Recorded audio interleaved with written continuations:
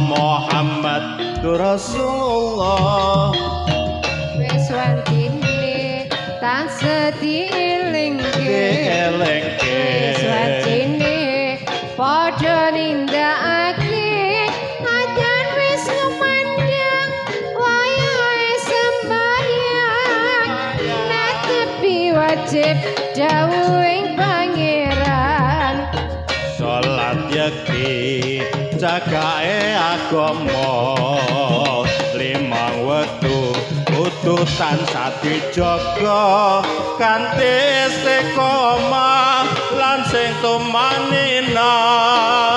luwih sampurna yen berjamaah